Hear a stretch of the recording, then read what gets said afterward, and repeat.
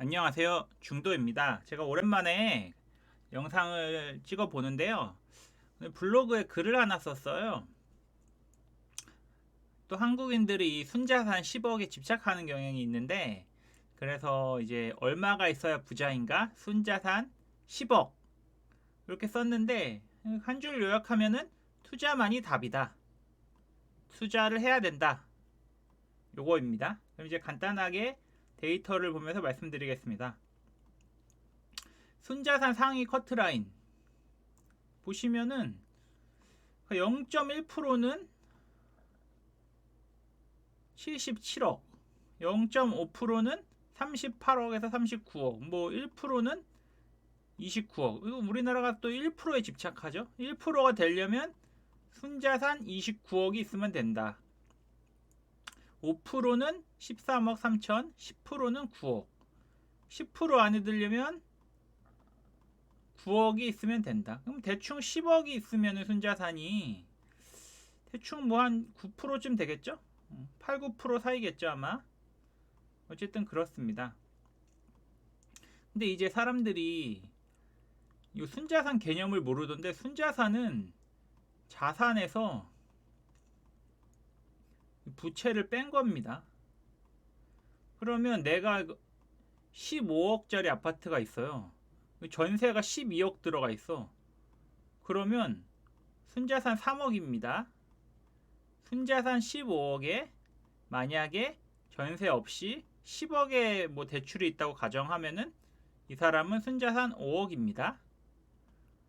이거 뭐 누구나 다 아는 거죠. 그래서 만약에 100억 자산가야 부동산, 전세가 90억 껴 있어. 그러면 이 사람의 순자산은 10억입니다. 그래서 이 100억 자산가 프레임에 낚일 필요가 없다. 요거 한번 말씀드리면서, 순자산은 자산 빼기 부채인 거 모르는 형들 없지? 한마디로 9억 있으면 가구당 10억, 10% 안에는 드는 거네. 어쨌든 노력해서 9억이나 10억의 벽을 넘어야 되겠죠? 그러면은 뭐 10% 안에 들 수 있다. 이 말씀입니다. 근데 이거 보시면 아시겠지만 굉장히 많이 상승을 했어요. 21년에. 21년에 부동산과 주식이 많이 올랐잖아요. 특히 부동산이 많이 올랐는데 한국인들 자산의 상당한 한 75%이 정도 비중으로 부동산을 갖고 있기 때문에 이 상승률이 아마 부동산에서 많이 올라왔을 겁니다. 그럼 22년에 어떻게 될 것 같냐? 당연히 떨어지겠죠? 아마 이 금액이 다 떨어질 겁니다. 대부분. 근데 제가 볼 때는 위에일수록 이 퍼센트는 덜 떨어질 것 같아요. 왜냐면 초고가일수록 안 떨어진 경향이 있어가지고 어쨌든 그렇게 될 것 같습니다. 이 데이터를 한번 보시면 연령대는 누가 부자가 많냐? 50대가 제일 많네요. 60대랑. 그러니까 아무래도 연세 있으신 분들이 많다. 어디 많이 사냐? 수도권에 많이 산다. 가구원 수는 2명에서 뭐 3명이 많다. 한국의 가구 수가 평균적으로 2.5명이거든요. 그래서 그렇습니다. 자, 그러면 평균 얼마냐? 순자산이 4억입니다. 부채는 8,800만 원입니다. 그러니까 4억 있으면 평균이다. 이 가구 순자산도 21년에 많이 올랐죠? 이게 데이터가 꾸준히 이게 오르고 있다는 게 중요해요. 이게 바로 This is 자본주의입니다.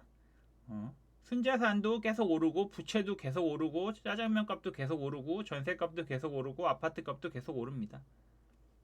아마 이게 좀 떨어지겠죠? 이렇게? 그렇게 될 확률이 높고, 그 다음에 다른 뉴스인데, 최소 종잣돈은 얼마냐? 얼마를 가지고 부자가 되려고 노력을 했냐? 뭐 이런 데이터인데, 부자 기준으로 8.2억이다. 이런 뉴스입니다. 보고서에 따르면 부자들은 부의 토대가 되는 종잣돈의 최소 규모를 평균 8억 2천만 원인 것으로 대답했다. 또 이들이 최소 종잣돈을 모은 시기는 평균 42세다. 한마디로 42세까지 8.2억을 모아서 요거를 계속 굴렸다. 이 뜻으로 이해하시면 되겠습니다.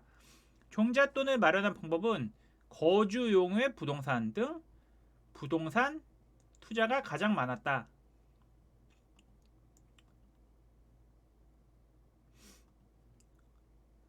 그 다음으로는 주식, 예적금 등이 뒤를 이었다. 한마디로 부동산, 주식, 예적금 순입니다.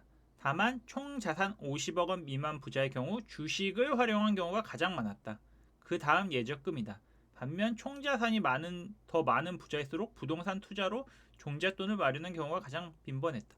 한마디로 주식 아니면 부동산이다. 코인은 아직 없습니다. 그렇고 이 데이터는 그냥 가볍게 보시면 되는 거고, 부자들이 생각하는 부의 성장 동력으로는 목표 금액 설정이 1순위로 꼽혔다. 이들은 평균 126억 원의 목표 금액을 가지고 있었다. 원래 목표를 높게 잡아야 돼요. 한국 부자의 1인당 평균 금융자산은 68억 수준으로 부자들은 금융자산의 1.9배 정도를 목표 금액으로 삼았다. 부자들이 활용하는 두 번째 성장 동력으로는 부채 사용이 선정됐다.